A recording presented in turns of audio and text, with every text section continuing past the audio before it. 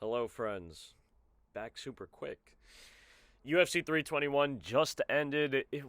I wish I could say it was a great card. It was a good card. I was saying on stream it was a decent card during the Smoky Hours Fight Companion, which we always hold. It would have been a great card except for the main event ending in no contest. Tom Aspinall versus Cyril Gane ends because of a spooky double eye poke. Man was digging around in the brain of Tom Aspinall.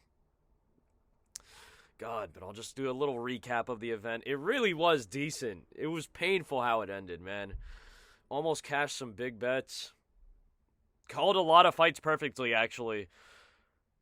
Didn't do the best overall. This was kind of a tweaky card, in fact, because two of the biggest favorites on the entire fucking card smoked it back to back to start off the event. But we did call a lot of fights perfectly. But starting off with the first early prelim opener of Jacqueline Amorim versus Mizuki Inoue. Mizuki Inoue, they were just hiding her from me. Literally, Vegas was hiding her from me to steal my money on a Jacqueline Amorim bet. I jest, obviously. I had some technical difficulties, actually. I ended up missing most of this. By the time I tuned in, it was the last round, and Mizuki, I saw a replay of Mizuki dropping Jacqueline with a body shot. It looked like she was working the fuck out of her. It is what it is, even though she was leaking a little bit herself. That seemed to be a good win for Mizuki Inoue by unanimous decision. And I thought it was going to be a sub for Jacqueline Amorim off rip, rounds 1 or 2. Moving on. Phone going off. Mitch Raposo defeats Azad Maxim via unanimous decision. Damn, I really did not expect this one to happen either. I thought Azad Maxim would be able to keep Mitch Raposo off of him and maybe outstrike him from range, use his size against Mitch Raposo. Azad Maxim is big for the weight class, also had a big weight miss. But Mitch Raposo fought his ass off, man. Just did his thing. Outfought Azad Maxim. Kind of the entire way. There were moments for Azad Maxim, but Mitch was definitely doing his thing.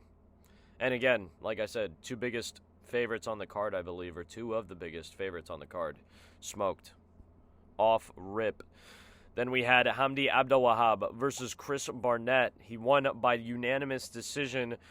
Chris Barnett, man, I was just expecting him to be able to touch the chin of Hamdi Abdelwahab, but also you could see the clear size difference. Chris Barnett, despite being at the heavyweight class, he's not a heavyweight, I do think that he's a better striker than Hamdi Abdelwahab. I still believe that. But Hamdi was able to do his thing, able to get takedowns, able to work Barnett and keep him on the ground. I was screaming at this man, Hamdi, to get fucking hooks in, one. Even if you're not going to get hooks in, just try to get a choke. I feel like the choke was open. The rear naked choke was open on Chris Barnett multiple times. Hamdi was very content to just continue landing some ground and pound. And it was effective ground and pound, so really not too crazy, but Hamdi, we'll see where Hamdi goes from here. Chris Barnett, that might be the last time we see him in the UFC. But that one went the distance. Moving on to a fight that was spooky. Nathaniel Wood versus Jose Delgado. I had Nathaniel Wood winning by decision, actually. I thought maybe he would get a finish. And there were times that it looked like either dude could get a finish. This was a back-and-forth fight, man. Jose Delgado with a nasty extended hook combination that had Nathaniel Wood literally stunned. Just caught crazy in it. Just watching himself get rocked by nasty hooks. He recovered, though, and dropped Jose Delgado later on. It was going back and forth. Man, Nathaniel Wood came out on top.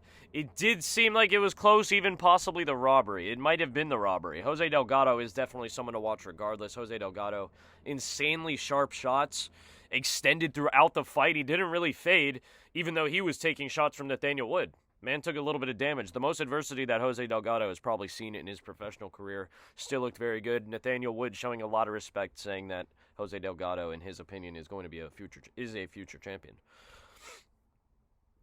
Jose Delgado, especially dangerous in round number 1. That's to watch. Keep that in mind. Round number 1 for Jose Delgado. Shit is going crazy.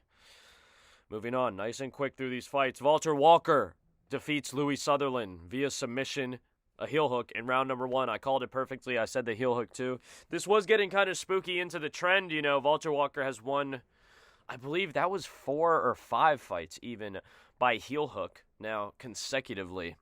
So you got to start thinking, like, when is the trend going to end? You know, now everyone knows. People knew already what Walter Walker was going to do. I think that Louis Sutherland knew as well, but he just couldn't stop it. It was very impressive. It was very clean, a very clean performance from the clean monster, Walter Walker. I'm actually interested, though, in seeing Louis Sutherland fight a little bit more. I like the way that he was moving around. I like the shots that he threw, even though we really didn't see that much. Maybe there's a place for Louis Sutherland. We just got to find out. Give him to the lower level comp, because Walter Walker is actually deceptively high level. For real. Maybe not so deceptive anymore. Ludovic Klein defeats Mateusz Rebecki, following up via majority decision. This was such a terrifying scorecard, and it didn't even fucking make sense to me. I thought Ludovic violated him, honestly. I had the round 2 KO TKO as my personal pick. That almost happened. There was moments every single round where Ludovic was putting hands on Mateusz Rebecki. Mateusz Rebecki definitely rallied a little bit. Also, I don't know how I almost failed to mention this. Ludovic Klein legitimately broke his ankle, I'm pretty sure, in the third round.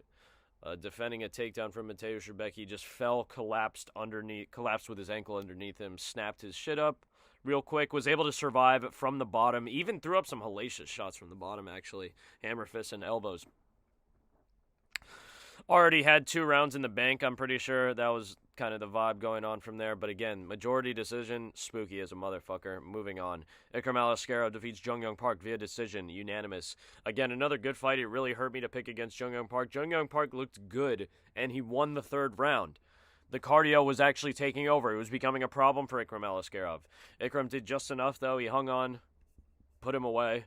Jung Young Park's chin held up, actually, too, which I was surprised about. But Ikram also didn't go real crazy in that regard. Ikram had to dig deep, almost got gassed out. It was a little spooky, but he got it done. Moving on. Another fight that really, it pained me to get wrong, actually, here. Killing Salkilled, knocked out Nasrat Hakprost unconscious with a round 1 head kick. It was a perfect head kick as well. Up until then, though, I might be coping. I like to think that Nasrat was winning the fight slightly. Just slightly. Was outlanding on Killing Salkilled, countering him nicely, stopping the kicks, not letting Killing get the takedowns.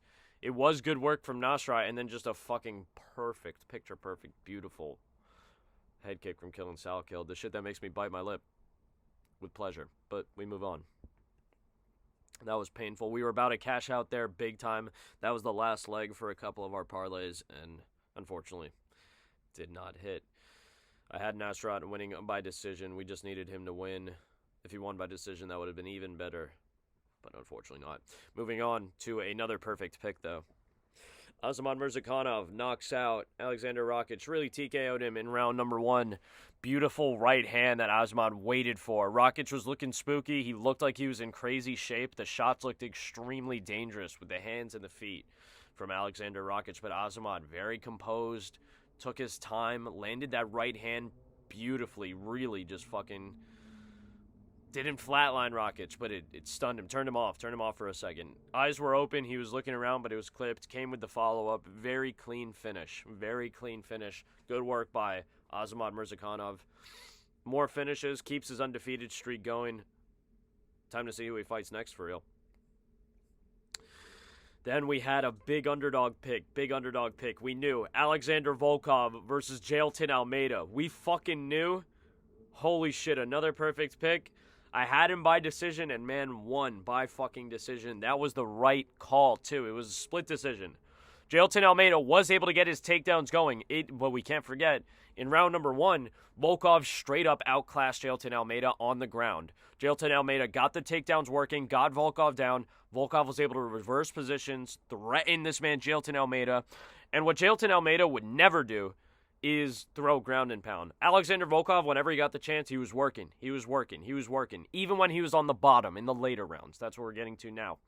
Round number 2, Jailton came back a little bit more, was actually able to get his game plan going. I think he did take the second round just because he was able to hold down Alexander Volkov. Volkov wasn't able to throw as many strikes off his back, wasn't able to get the positions back. Didn't really get much work in on the feet before that happened.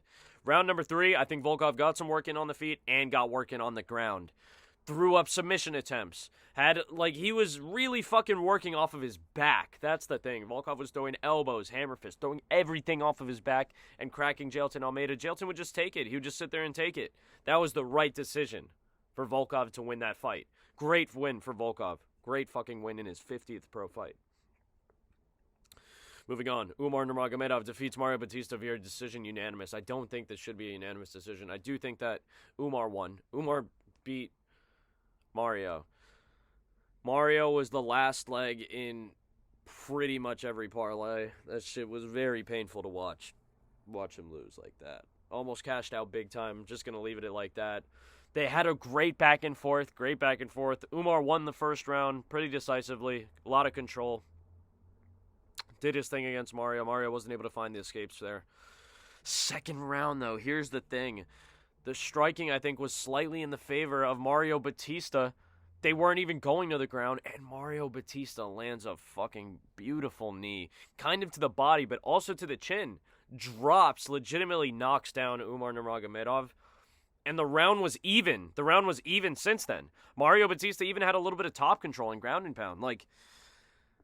But they still gave that fucking round to Umar. I don't understand that. That really just added insult to injury once man lost. He did lose the third round. It was kind of close. But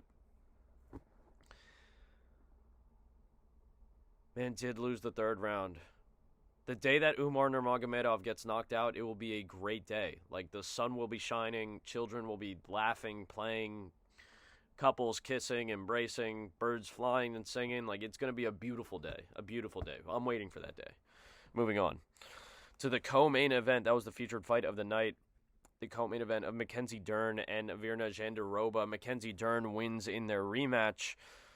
And that was the correct decision. It was a decisive win pretty much for Mackenzie Dern. It was a close fight. It was a good scrap. A little bit lower pace. The fight was intense. Both chicks throwing their all at it. There weren't any real, holy shit moments. There were good shots landed throughout the whole fight, though. That was a decent fight. Good scrap by both women. Mackenzie Dern just came out on top, honestly. Virna really struggled with the striking and actually, in a similar way, struggled with Mackenzie Dern on the bottom that in the same fashion that Jailton Almeida struggled with Volkov on the bottom. And even in my pick and prediction video, I did say Virna Jandiroba has been fighting as of late like the female Jailton Almeida. Kind of played out that way. Mackenzie Dern won a little bit more decisive than the Volkov fight. But the Volkov fight I still think was decisive, but I digress. On to the main event of Tom Aspinall versus Cyril Gane.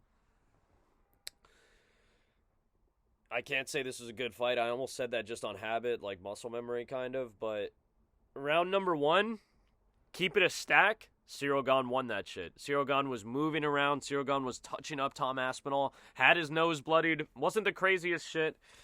But then, man just went in and just connected on a nasty double eye poke. And when they showed the replay, right?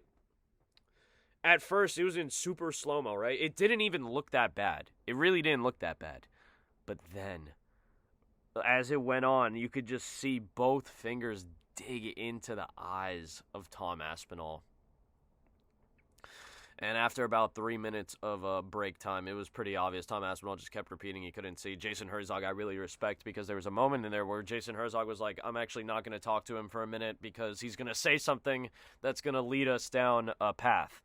And I think that's what he was kind of hinting at. It was almost foreshadowing, you could say. Jason Herzog did not want to talk to Tom Aspinall. Hear Tom Aspinall say, I can't continue, I can't see, and then the fight get called a no contest, even though that is what would ultimately happen. The fight was ruled a no contest due to the eye pokes. Tom Aspinall could not continue. Boos rang out in the crowd. Tom defended himself, was like, I wasn't the one who eye poked me.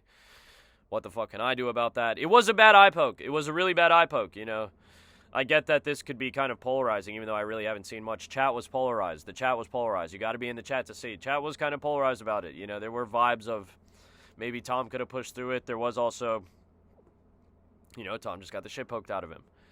It's spooky. Make that matchup again, rematch them as soon as possible. DC was calling for it in December if possible. I think that is the play if both men are able and willing If not, just as soon as possible, really, because what are we going to do? Like, Volkov fucking interim title shot? Why? I really don't understand. Volkov versus Cyril Gane again for the interim title? Like, I don't know what's going on, but hey. That's for the UFC to decide, you know? They don't pay me to do that, so fuck them. Thank you for watching. Let me know your thoughts on this card. Again, like I said, it was a decent card. It was a very decent card. Almost, you could say good, I guess. You could. I would say a very decent card. Very decent card. It would have been a great card if we actually got a proper main event. I didn't say full main event because we did technically get a full main event, but if we got a proper main event, that would have been ideal. Thank you for watching. Like the video if you liked the video. Dislike the video if you thought I was chatting. If you just disliked the video. If you dislike me, fuck it. Like, dislike the video. Subscribe to see more content. More content coming soon. Let me know if the subscribe button lights up when I say subscribe. Subscribe to see more. Again, thanks for watching. Let me know your thoughts on this card. Take care of yourself. Much love. Big kiss.